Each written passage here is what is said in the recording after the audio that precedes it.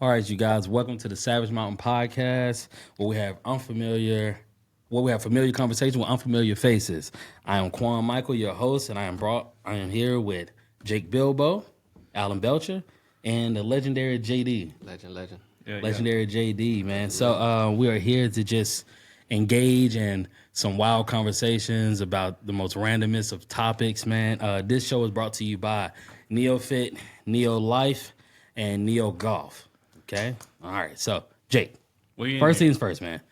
Give us your origin story. Like, what got you to engage or just embrace the practice that is combat sports? Hey, you started with me, but I like it. I like it. Man, one day I really just walked into a gym. I was in Colorado, like Denver, Colorado, and I just got tired of the monotony of going to work every day, bro. And that was it. So I just walked into a gym, and it happened to be Dwayne Ludwig's HQ in Loveland, Colorado. And I didn't know what it was.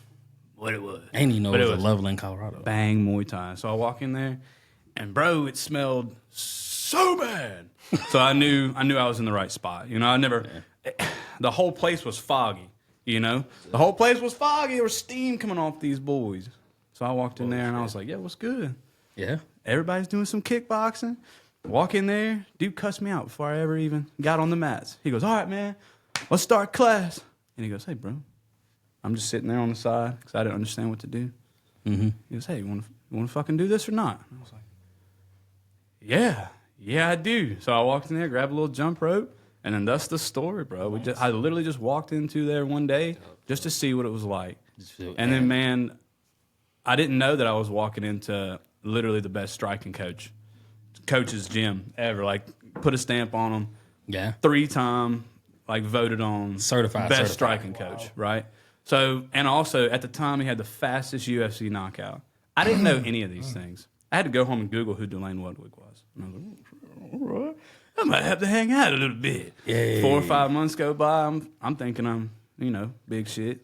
Mm-hmm. We finished the job up in Denver, and I started moving around place to place, going to traditional Muay Thai gyms, Octo Alliance and SVG Alabama, Hoover. Ooh. They were pretty straight. They were pretty straight, too. Roll Tide. And then I came right back around home, bro. And, no, don't say that. Is that shit. like Montgomery? I mean, is that Birmingham? It's got to be Birmingham. So SBG Birmingham. Those guys. Yeah, those guys are good over there, too. Yeah, you know them. That was the ticket. The ticket, what's his name? The big ticket, rather. Walt Harris, yeah.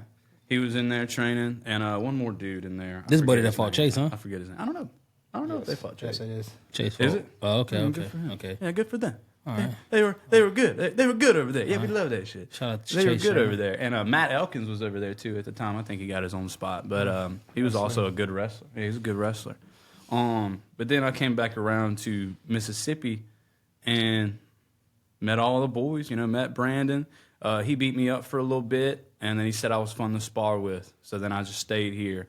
And getting into fighting, Mike one day was just like, what's your goals? And I was like, I don't have any. And he was like, cool, I got you one now. So then we started fighting, and I was like, man, it's something I was good at. So I just continued it. So from soccer...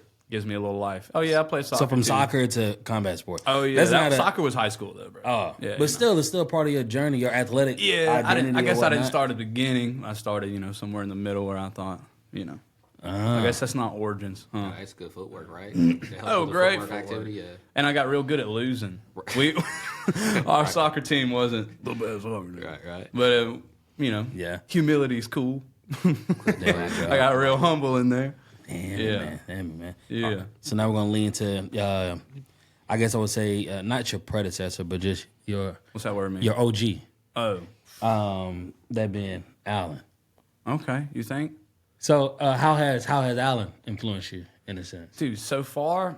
And then not just as a coach, but just like, not just as a person, but just as a coach too, man. Like how has... He's allowing me to kind of bridge a gap between the traditional way of doing things and trying to find like a new age for it.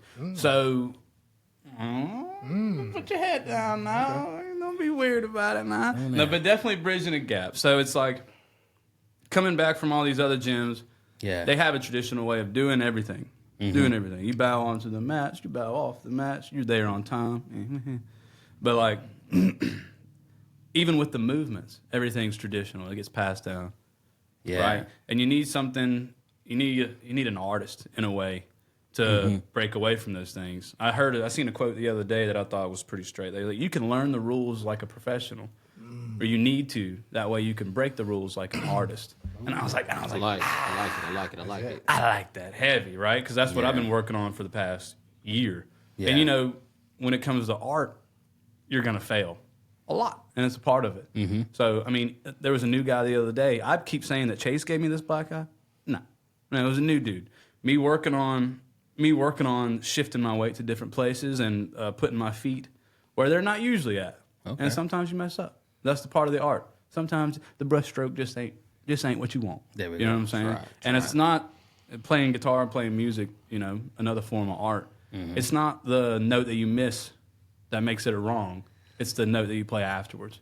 You know what I'm saying? Yeah. You know what I'm saying? Having amnesia. So I think that's what he's kind of doing here. We're bridging the gap between traditional and being an artist. Nice. You know?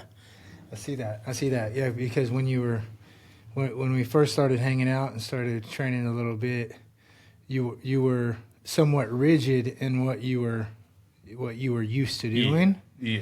But you're also a musician, and you have that other side of it. That so I think now you're able to bring that. Yeah. You're able to bring that into it. Yeah. When you know the way you can see it in all things. Yes. Yeah, that's true. Yeah.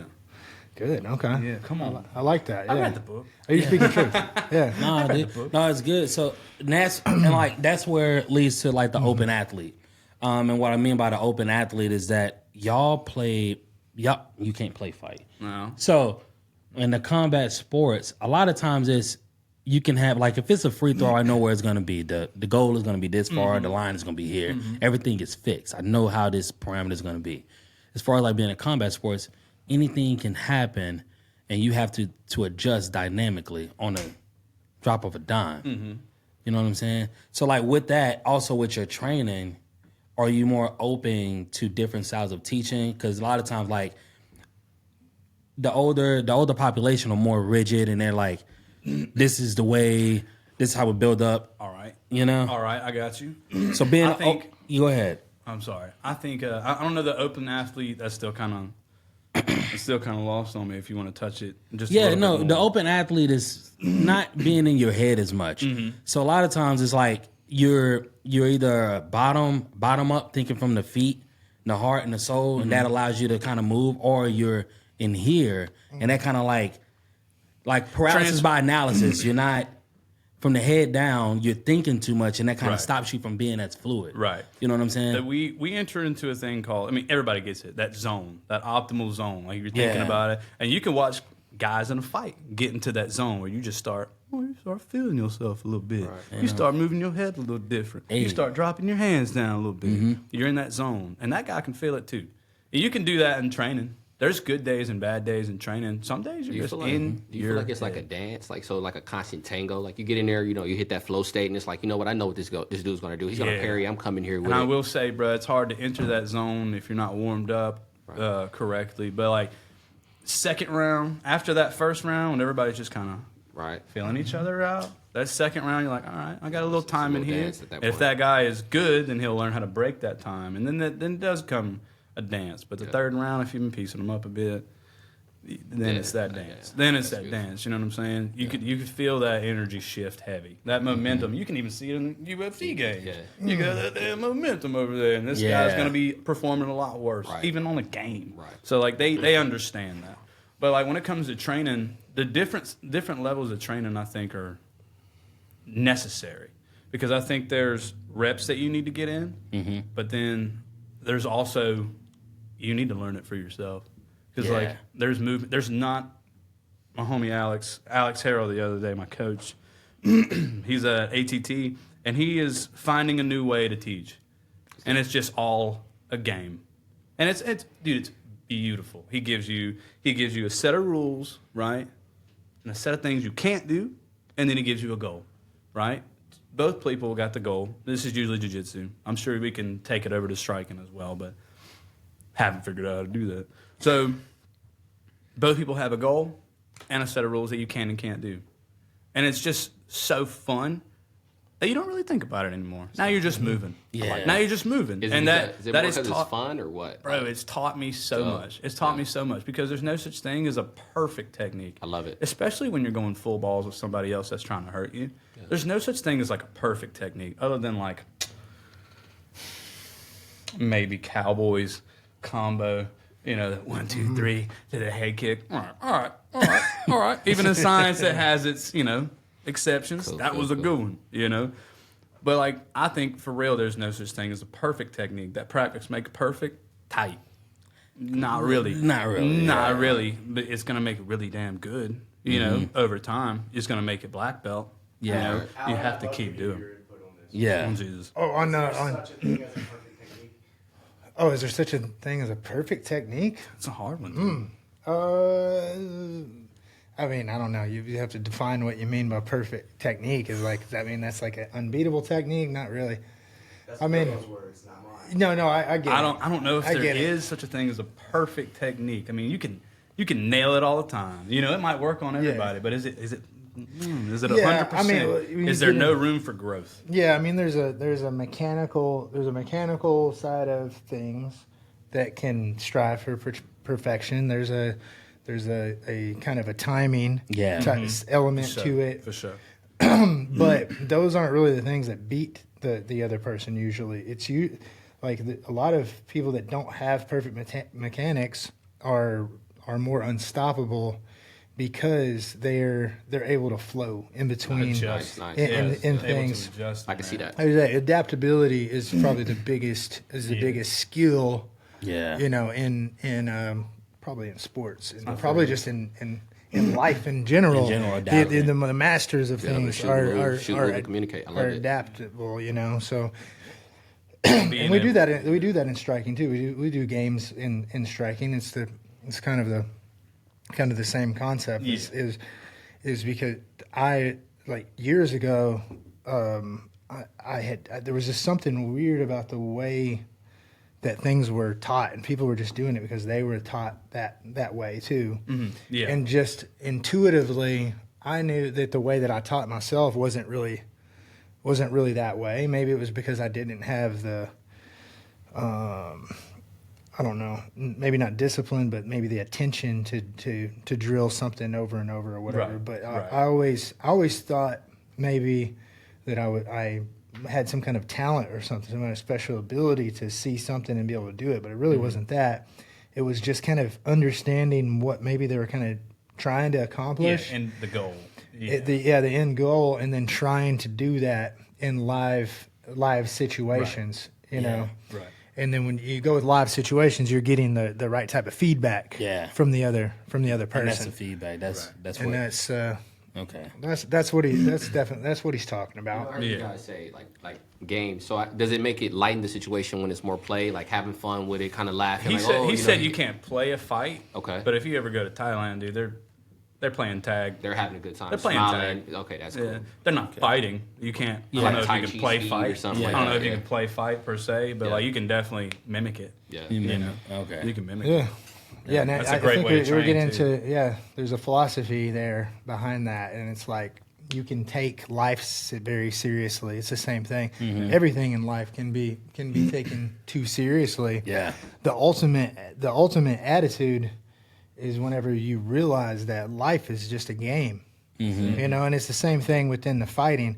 It's like there's not such thing as you're too playful, you're not taking it seriously enough. Yeah. The most serious way to do it is approaching it like it's just a game. Muhammad Ali. I mean, he got in the ring, he's dancing, he's doing all of, and he's dominating. Right. You know, Right. at that point. So Well, that's it. like that. define playing a game like are you playing to win?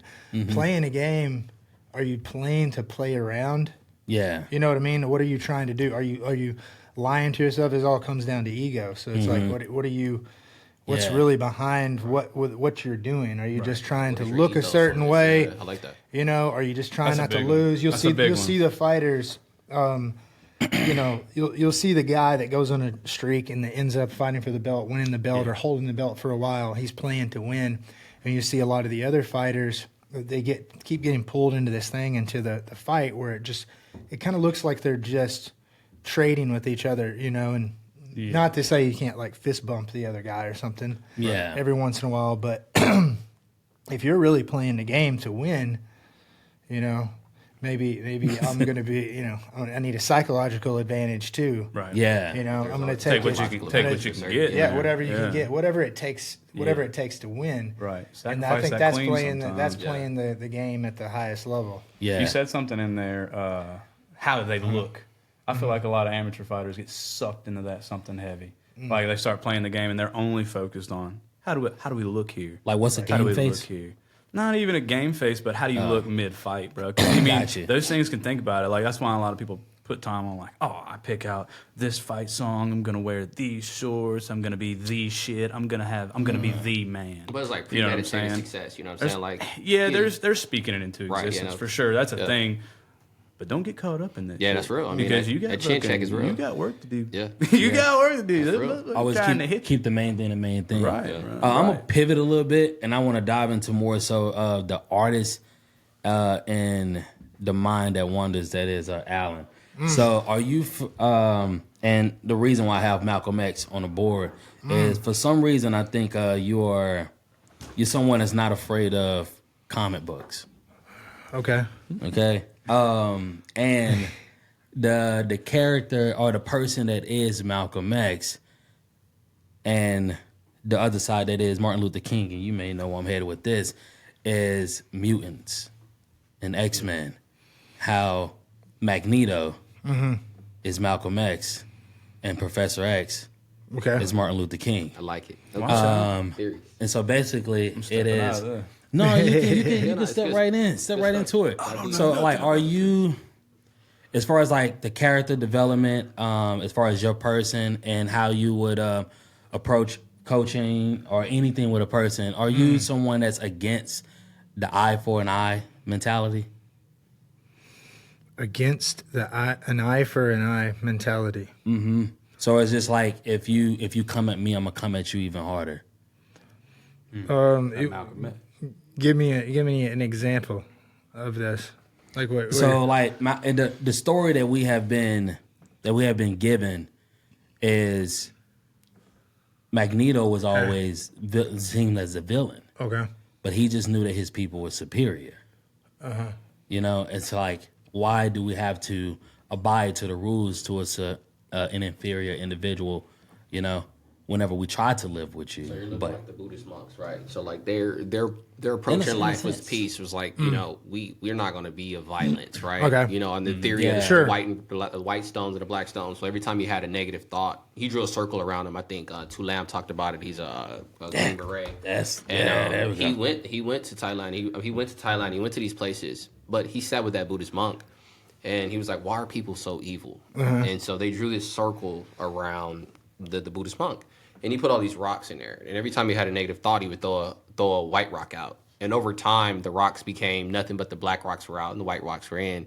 And he said, I actually consciously made an effort to be positive and be a pacifist. And so I guess for me, how I'm viewing it is, it's like, if I'm starting and I'm going into combat, and this guy he's dominating. Every time I get in the ring, he's dominating. Do I put a chip on my shoulder to attack this guy, or am I going to come at it with a cool head? So the composure, having awareness, in the midst of chaos, I guess. Okay. And again, that's why I wanted you to step into it, not step out. I think it goes back to being playful. When we talking about training, coaching, or fighting? Just, All three. I'm looking at combat. 'Cause Yeah, combat in general, and combat is entailed in all those things. You can't. My thing is like you can't play fight. Okay. So it's always I combat. think you just going. I'm sorry. I understand. I understand the conversation. You're just coming at a different from a different angle, which. And that's why we're here. Okay. Yeah, okay. All right. It really didn't have much to do with Malcolm X. But I get it. Yeah. Are you I get it. an eye for an eye, or are you being more Buddhist monk here when it comes Yes. to eye for an eye, Well, or Malcolm X was Islam, but yeah. Okay. Right. It's not the Buddhist part, but he's not. So I look so at Martin funny. Luther King You're as so like, funny. yo, he's super soft. No matter what happened to his people, he's like, just love them. And then Malcolm Just X was hang like, out in the shoot the back. shit out of them. Yeah. You know what I mean? So it was two theories there. Okay. So That's a terrible explanation, but it's the All right, truth. so it is what they did. You- Yeah, you- it is. you're- It is. It's all about what you're trying to accomplish, right? So, what Malcolm X was standing up for social justice, and he was following a moral code of what he believed was the right thing to do, and that's what he was guided by was the right thing to do. And in some cases, the right thing to do is kill someone. So it just depends on what you're trying to do. When it comes to fighting, I think what you're trying to say is there any type of vengeance against that individual? Is there vengeance, or is there truly an absolute? So, vengeance? that could be a tool if you're somehow, there's always some type of anger or rage that you can call upon if you were to need it. I Is guess. that art though? Would that be an art? Yeah. Oh, absolutely, Be a absolutely. skill. Because the rage that is inside of you as a young man is actually a hindrance to what you're trying to accomplish. Talk to me. And because whenever you're a lot of times when you learn how to do things younger, it is out of anger and out of rage, but that doesn't necessarily translate as you get into like a higher level or something. Yeah, because you actually 100%. become your own the thing that's in your way. You're in your own way because of your emotions. Yep. So the ability to rise above your emotions and control your emotions and to think clearly and rationally is so important. Yeah. And I'll give you an example is in fighting, sometimes you can get hit, right? And when you're getting hit, or say, to make it more clear, when you're getting beat, whenever the person starts to get advantage on you, your ego can't handle it. Yeah. So your emotions start to take over, and you could feel as if you're tired, but it's really not being tired. It's really just your ego's struggle, and then now you lose that. You know what I mean? If you can stay above that and you can rationally understand what's going on, right? So like you said about the negative thought, that you get hit, and in the beginning, there's going to be a world of thoughts and emotions right there. And as you get better and you start to advance, you get where you can start get rid of that thought quicker. Like you were saying about taking the rock, I love that, and that's true the combat. rock out. That's true. I believe that's true combat because whenever I see somebody buy into a combat sport, you guys are super poised. Like somebody can throw liquor in your face, Right. Because you know you can tear him limb from limb. Yeah. You choose not to. You choose to find the other road. Not because you're weak. It's just because you're dangerous as shit. Yes. You see what I'm saying? So Absolutely. I love it. Absolutely, yeah. I love it. I How do you think feel? I do think it is 100% better to be a warrior in a garden That's 100%. rather than the other one. Okay. That's probably the second Miyamoto quote I've Yeah. thrown Uh-oh, out. here we go, my but shit.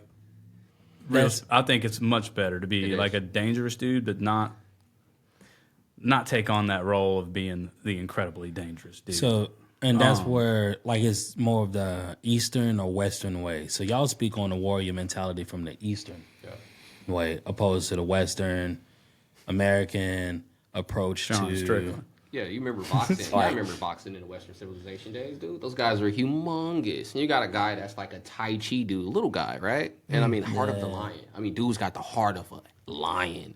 He gets in there with the Western boxer. The Western boxer's destroying him. They're like, where's his mental fortitude coming through?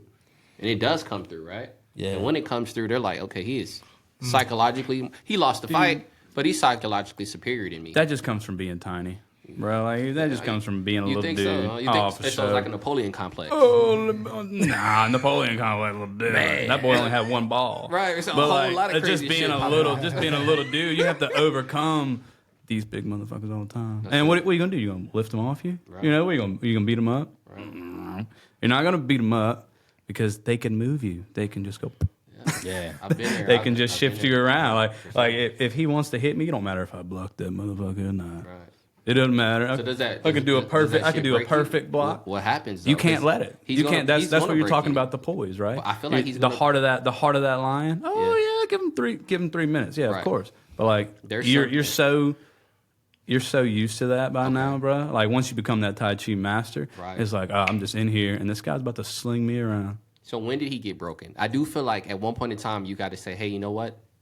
I felt that suck, and I kind of want to turn into something different. Like everybody goes to that, right? Like that day you want to become your own self superhero. You're looking in the mirror and you're like, fuck, I want to be my own superhero. No one's here to save me. No one's coming to save me. You know? Yeah. Right. You know, because if I seen you back in maybe when you were 10, you did not look burly like this, right? Yeah. You feel like I feel like he can punch a tree down right now. Right. But at 10, he was a kid. Yeah. Baby boy. You But know, you he was should have somebody's seen him. You baby should have boy. seen him 7 years ago. Right, Didn't you even see look what like I'm saying? that. So I at what did. point did We you all say, know you know that. what, I'm going to be my own superhero? You know? Yes, indeed. McConaughey. 100%. Yeah, you have to grow. You have to. Yeah. You have to grow into it. You Yeah. have to. That's part of being a man. Actually, what you're talking about is a rite of passage into love it. manhood. I love it. So I mean, something that we have we don't really have We miss that, right? anymore. Yeah, it's not traditional, or it's not part of our culture, Right. really Yeah. at all. That primitive man I used to call it back in the day. I used to call it a savage gentleman, right? Like Yeah. the abilities to be able to be a gentleman, but turn that fucking animal. Well, I can on. see what you just put me on something when you were kind of talking about being 10 years old or whatever. And I see it with my own son. Is I can now, watching him grow up, I can see how the what happened in my life and what happens in other people's life. I see it kind of unfolding now, and it helps me understand what's happening. And it's somewhat where you feel like you have to grow up really early, and you don't really get to develop into a man, and it's like, when do you actually become a man? So it's somewhere around that age of puberty. You're like 13, 14 years old, something like that. You start to get the new ideas and the Yeah. worldviews, and you build this persona and this, who you're going to be. And then you just get stuck in that. And then now, and everybody's kind of going, even the parents nowadays or whatever, they're kind of trusting the kid as opposed to having wisdom. Right. But they went through the same thing, and now it's a Yeah. generational type of thing. I got a And now good the friend. kid You're gonna love is a this. 14-year-old kid all the way up until they're 40 or 50 years old. Wow. Yeah. You Wow. see what I'm saying? Yeah. And they never pass into manhood, Right. so to speak. No, How do we no, get you're that back, speaking though, true. right? Because like we have, like, dude, I Just gotta remember- start hitting them again. Right, I grew up in Compton, California, right? And so out there in LA, you seen your cousins lifting weights, right? You seen your cousins doing all this fighting, training, right? And Yeah. First thing you're thinking is like, dude, I want pecs, right? You're a little kid, you're like, I want to be, Yeah. I want to be. I didn't think that when I I was was- a kid. you know, I I didn't wanted think to be- like, I I want them wanted- titties. I wanted big dog status, And so whenever I did get old enough and I got in my first fight, I was terrified. Why? Yeah. The guy he wasn't bigger than me. He was more trained than me. So when he put his hands around my neck, there was a lot going through my head because I could not get out of this chokehold. Right. Yeah. So my life was in his hands, y'all. And so for me, it was just like, once that evolution was over, Yeah. I made a petition to myself. You will be dangerous. Yes. You will be dangerous. You're the first and last line of defense forever. No one's coming for me. You got pecs after that. I got pecs. I got the glutes. I did everything, right? I got To go titties back after onto that. That's that, it, dog. go back into the notion of like how do you I guess rekindle that flame? I guess it's just a matter of like we're only in America where if you are at a certain age, it's kind of like a hurry up and die That's real. mentality where they don't want to acknowledge and appreciate the OGs in a sense, and there's no ethics either. Right. So like how you was in Compton, man, my mom moved us out of New Orleans into Franklinton. And the first thing she said, I said in jest, but at the time she meant it. As a single parent, she said, "You hop off this porch, you a gangster." That's it. And whenever we hopped off the porch, the first thing we saw is our family on the corner. At the time, we didn't know they were selling drugs, but we were just like, Saw the money. You saw we the just saw inspiration, that's man. just what we saw. But then they would see us and they'd be like, "Nah, this ain't for you. You just go over there." So a lot of Right, times so- I get my ass whooped crying, like, "Mom, they won't let me get on the corner. I won't be on the corner. Let me hang on the corner," not knowing that they were dealing drugs. Yeah. Right. But it was a level of respect that they had because they were like, "Nah, you don't need to do this. That's it. You know what I'm Yeah, saying? You don't need to get tired. You got something else. You got Yeah, something else. something So else. to push it aside. Nowadays, let me finish. Because nowadays, like, Cat says, it's not the dealers that's being acknowledged and heightened. It's the users. That's real. Users are disrespectful. Yeah. They gonna get it by any means necessary. They at you. They on your porch. They on your porch, and then it's just that mindset of like, I ain't respecting nobody. It's no respect there. You know, kids like it's kids having kids. You know what I'm saying? That's a dangerous game. And that's a dangerous game. Do you feel Cause like it made you? Did it make you stronger? Did it give you? Did it put you into society? Once you got into society after growing up, did it give you a couple rules, ethos, creed, something that lets you prevail and get your degree and get a beautiful family and all this? What did it give you? yeah, it gave me that mindset of like, not necessarily like if I'm the smartest person in the room, get the fuck out the room. That's it. If you're the smartest one in the car, get the hell out of the car. I've never had that problem. Yeah.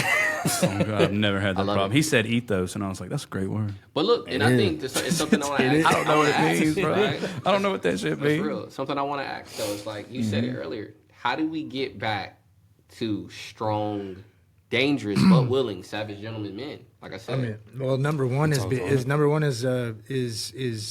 fathers have to be in the picture, has to be in the unit. and so A nuclear family. you have a to, nuclear family. and then also Yeah. in the bigger picture, we have to normalize rite of passage. We have to normalize, realizing that a young man has to go through something, and that's one of Gotta the do things something that hard. make You gotta do something hard. some of us have this kind of innate thing where we're craving it, and then we'll just eventually figure out a way to get it done. But but that's kind of up to you. You know, but that's a small percentage. You know what I mean? That's like a 10-20% type of thing where you'll end up going into the military or end up doing something hard because you're kind of called to that. right. You don't really know why. It's kind of your natural proclivity to like rise through the hierarchy Damn, and man. status. Do you feel like the father? Does the father push him? Do you feel like the father will push him more to that rebirth? Yeah. That's what it sounds like. I think that as a father, you have to prepare your son for the passage into manhood that he's going to have to go through, and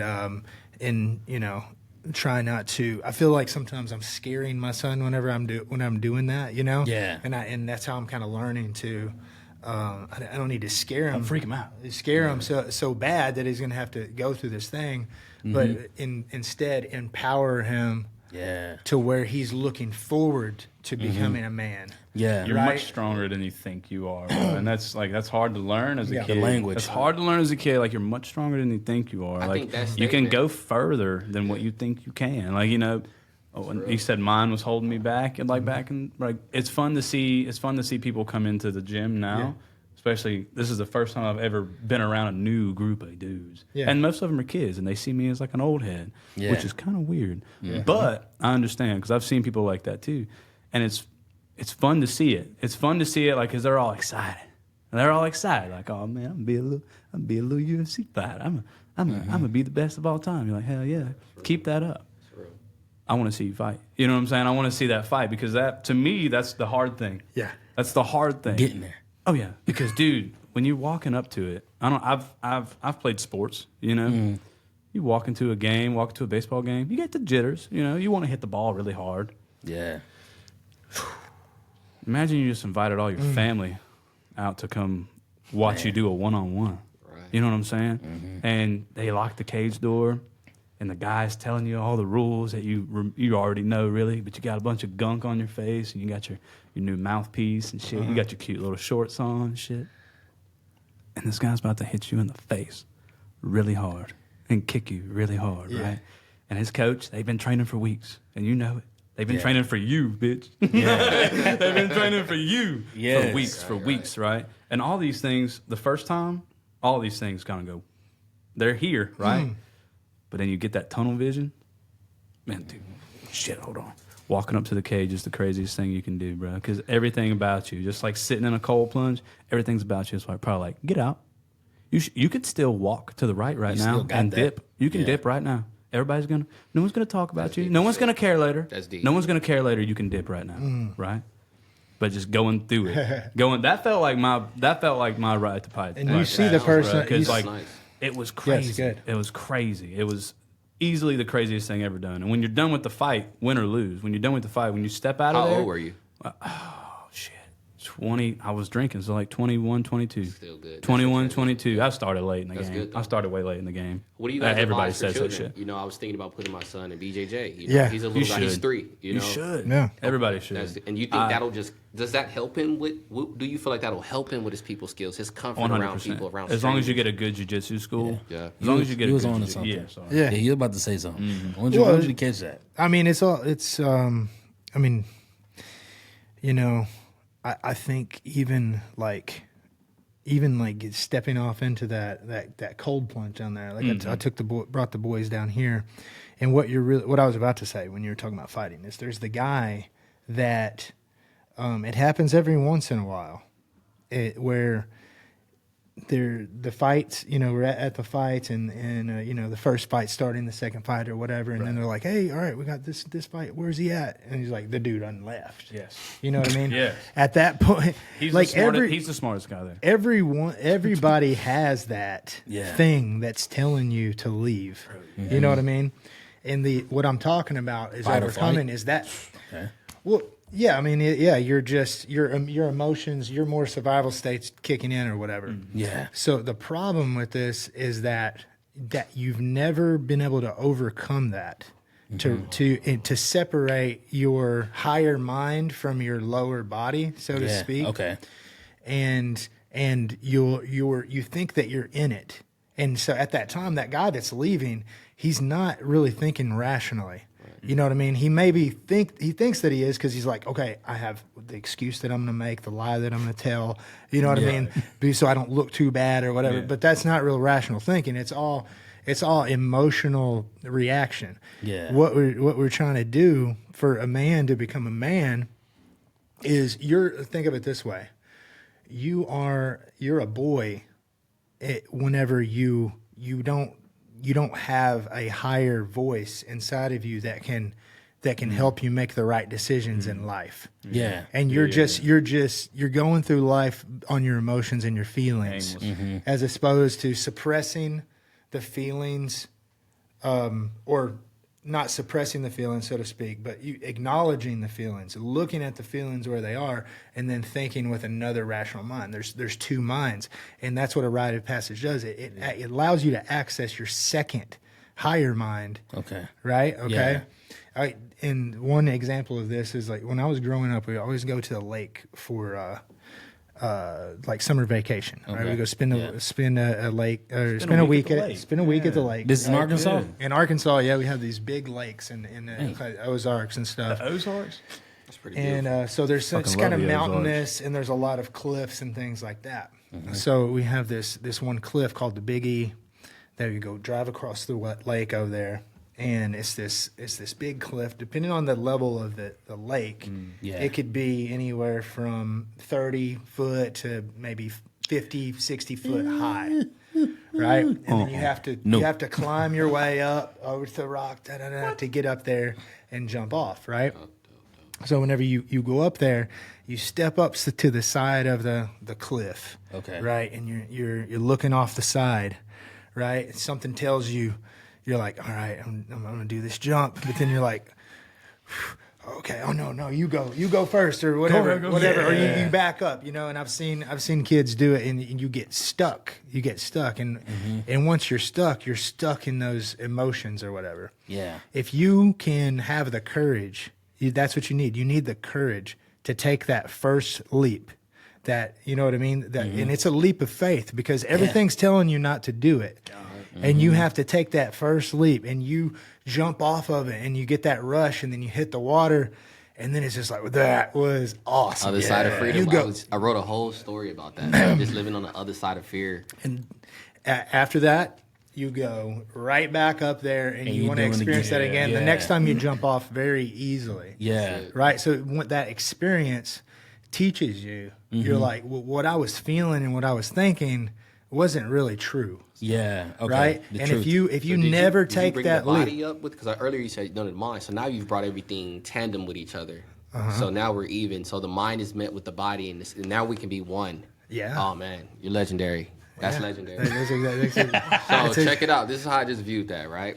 So earlier he was just like, your mind's already here. The only limitation is the flesh. The flesh is trying to survive. Hey, you do not need to kill me, right? The spirit is the only thing is holding the spirit here is the flesh, the meat suit, right? So now, if you can take the body and get it in tandem with the spirit, you're unstoppable. Yeah. There isn't anything you can't do. But I mean, the problem is like having those two things and staying consistent with it. 'Cause that Yeah, shit's your easy consistency. to lose, I love right? that. I love Especially like when somebody's got your ass in mount and You're like, they're giving you a couple you're of them. like, I You're need like, to turn "Oh, off shit, now, let right?" Let me do something different, right? So to tie that in, so you equate that walk up that mountain or the hill or whatnot at the Ozarks. Climbing up a damn rock. Is that the same as like walking to that gate? Is that the longest walk to the UFC that I can't cage? speak on that one. Or just any cage? Just like is that a long walk? Is that equivalent to that? Yeah, And then absolutely. once you get there, you're like, Oh yeah, fuck, okay, I made it to the other side. You know, for sure. It For is. sure. It's probably the freshest breath of air you've ever gotten when you step out of it. Again, win or lose.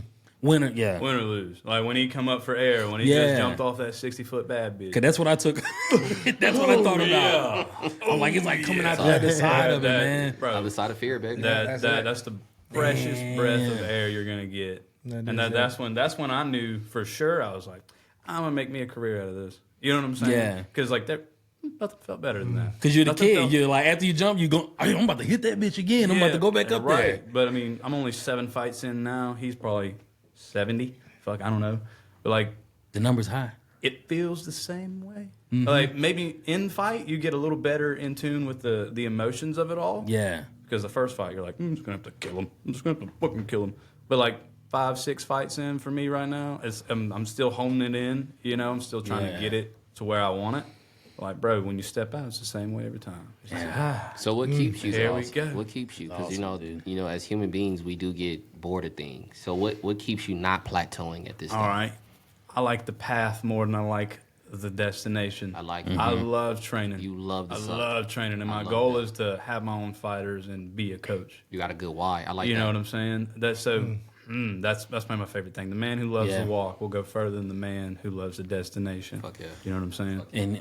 And that's what I'm saying. Like, cause we are not far, but we're the closest in age, and especially when we're in there, and seeing how so much resolve Alan speaks. Yeah. You know what I'm saying? It is like the old man just like chilling, letting you know game. Wise. And typically cats, get on down, man. You had your time. My God. Right? But you're soaking it all in, and it's such like it's not common. Why would you not do that? Exactly, You know what but I'm it's so common makes to sense. not do that. Yeah, I when feel they you. when they push you over and be like, man, you washed.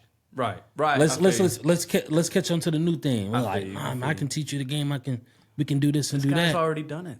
This guy's already done it. Yeah. So I guess the question He should be figured it asked to out. you then. So know what I'm saying? are you at the point of a plateau, or is it more so like, you know what, I'm Yoda now, Yeah. You want to? or do you want to get back in there?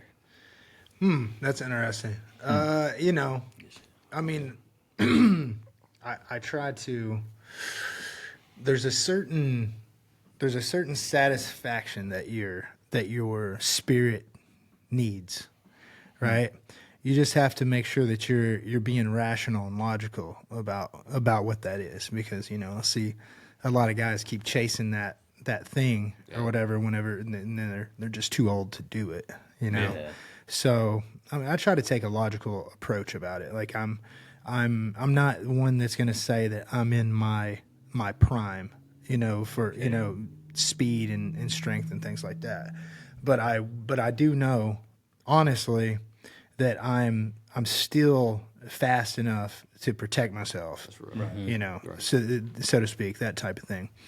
So I think it's important to know when it's time to hang it up or whatever. Yeah. But a man needs something to kind of go for, still gotta be able to something to sharpen the sword. put, Yeah, something something to to push sharpen you for, to push you to work towards. It's just about staying Yeah. logical, staying in touch with yourself. It's just like when you're posted about the ice or the cold Cold plunge or plunge, whatever. yeah. You're like, this is the hardest part of every day. It is. Dude. It's like that facing that every single day is the real thing. You know, there's a science behind, you know, other things that it's doing for your nervous system and things like that. But yeah, just stepping off into that every single day is a way to kind of stay ahead. Right. Yeah. And I'll end it with this one. And this is for actually all three if y'all can. What is not the most pivotal moment, what allow you to get on the path that is, but what is your purposeful journey?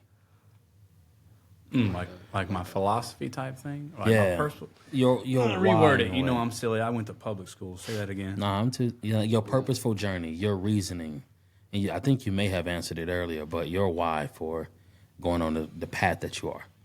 I think like I said, the breath of fresh air thing. But I just never felt anything like not just winning a fight, losing a fight, or even training, or being in team sports are great. You know, that's awesome. But you're gonna lose, and sometimes it's not your fault. Yeah. Sometimes it is your motherfucking fault. But sometimes it ain't, and that's cool. But I like having it based towards me. Like, what did I do wrong? What could I have done different here? That's one of my favorite things about fighting is like you can't blame no one else. Yeah. No one else. But my purposeful journey. Trying to answer that one. You want to go first? You want to first? You got that one? Yeah, I don't got that one. I'll give it a shot. I don't got that one. No, well, you know. I don't got that one on me yet. Well, also you're 25. Yeah. It's like I'm you're still figuring it you're out. like I'm. You know, and I've had these moments in my life in my you know early 30s. I went through something. Well, in my early 20s, I went through something where I was really, you know, looking for some kind of spiritual answer or whatever, and it somehow got disconnected from that. You know what I mean? And then it's like you keep going through these cycles or whatever. So you learn more. And I would say to answer that, the place where I am now, what I keep realizing is after learning these lessons, maybe like if I can give any wisdom down to like a younger person, it's like maybe don't wait as long. Maybe I can help you through this a little bit faster because it's taken me this time to learn something very simple, which is I've spent my whole life, and this is okay when you're young, because you're driven by your hormones and stuff, and I think when you got that energy, like you go for it. Yeah. But there's a you grow past that. You have to grow out of that at some point, and you know, which is it feels weird to like compete and fight at this because I've already been through something to where now I realize that I can see what is driving the fighters and things, and I have to come up with a different reason for it, right? Okay. So ultimately, what I found out about myself is that whenever I'm so focused on what I want and what I feel, I'm so self-centered in my ego, and it's all about me, and that's a road to hell, basically, you know. And so I take myself out of it. I take my feelings out of it, and now I'm guided by a higher purpose and a higher power that's telling me the right thing to do, even if it means suffering and just going through this hell, and it really sucks. You know what I mean? And sacrificing things for myself. That's the ultimate for me. Is am I willing to sacrifice and to suffer to go? I know this is really deep, but No, you're fine, for a man. higher purpose. Yeah. You know what I mean? For a higher purpose, and every time that I go through hard times and stuff, it always comes back, and I find the same answer again. Is that wow? I'm such a small. This life is so short, and I'm such a small speck, and that there's something way bigger that I'm a part of. So I'm following some other bigger plan. You know what I mean? So I have to get outside of what I want and making it all about me. Hell yeah. You know what I mean? No, dude, that's beautiful. That's it. Segueing off that, man. You almost got me. I'm a forever student, right? So I growing up the way I grew up, the question I used to always ask, I lost my best friend to gang violence at 14. He was shot in the head. And so I went to my parents and I asked them the most simplest question ever. Why is it so easy for us to die? And there's tears rolling from my face. You know, I can't figure this out, dude. We're in middle school. Why is it so easy for us to die? And they couldn't answer it. So I went on a journey, you know. I started talking to the Most High, right? Not religious. I don't believe in Christianity or anything like that, but I believe in Jesus Christ. I believe in God. And so I started researching the Bible. And it was interesting. You know, if you read Genesis, it talks about kingdom and how we lost dominion over a kingdom in the garden. And so Jesus came not to restore a religion, but a kingdom. He was like, hey, it's nowhere in the Bible where he said, I'm here for a religion. He said, I'm here to restore a kingdom. That's all he preached about, was the kingdom of heaven. And so I started researching kingdoms. That's where my studies are now. And I realized that if colonization happened, if the kingdom of heaven is extended to the earth, that makes me what? And God, and the word is Abba. Abba means father, right? So source. Abba means source. I'm sorry, in Hebrew it means source. And God's the source. He lives in me. And then I scrolled across, I can do all things through Christ Jesus who strengthened me. And it gave me chills because that word, all things, is super simple and super primitive, all things. So before I went to bed one night, I said, Lord God, give me visions and dreams. And I remember waking up and all I could think about was just one word. The word was becoming. I could not shake that word. I could not shake that word. It was in my head, becoming. I introduced myself as legendary because if I told somebody I have the essence of God in me, I am God. I am a little God. They'll be like, this guy is full of himself. He's the Jack. Fuck out of here. So I say I'm legendary. What are you doing here? And so I ran the marathon, I was telling him. And I was like, let's test it. Crazy man. Right? I didn't train for it. Wild boy. I did not train for it. Yeah. I was like, I'm going to go out here and run it. And I'm going to talk to the Lord. I got obsessed with it. I was talking to him as like a babe. Like this wasn't me talking as JD. I'm JD. You know, I do this. As a child, I kept doing this. I kept pursuing him. And I found myself teared up in the vehicle crying, talking to him. Like I'm boo-hooing like a child, y'all. And I realized something. I said, dude. It was this intimacy. It wasn't physical, but it was an intimacy with the Lord. And I started seeking it.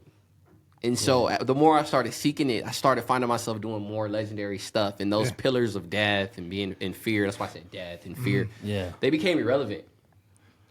And like what you said, I started looking at my baby boy. And I'm like, dude, this is scary. Like there's no hallucinogens or anything going on right now. This is just straight high off the Hakodesh, the Holy Spirit. And so next thing you know, I'm signing up for the Jordan. It's in Jordan. It's 122 miles. Wow, man. And I'm going to run it. But while I'm out there, I'm going to be like, show me your face. I'm going to be like, show me your face. Show me your face. I seek you. I seek the kingdom of heaven. I seek you. I want to see what happened. Because like I said, death is easy, man. I've lost a lot of homies. Yeah. I've lost a lot of homies. You know, they had this old saying, the higher the socks, the wilder the homie, right? The downer the food. That's a saying in LA. And people were dying, bro, left and right because of stupid theories like that or Bloods and Crips, right? Yeah. So we knew death was easy. Yeah. So it's got to be something way bigger than just, you see what I'm saying? Right, going to get a nice car. Right. Going to get my little ideas off the ground. Right. Yeah. So the word is becoming for me. Yeah. You know? Hell yeah, dude. That's good, bro. All right, man. That's a good way to end it, bro. So I appreciate y'all, man. That was good stuff, Boys, man. good. Nice to hang out again. Appreciate you guys. That's good, man. Yeah. We're out here working, baby. All right, bro. It's good. It's good. JD, Nice. beautiful. It's good to get to know Yes, you, man. indeed, That's cool. dude. Look at that. Man.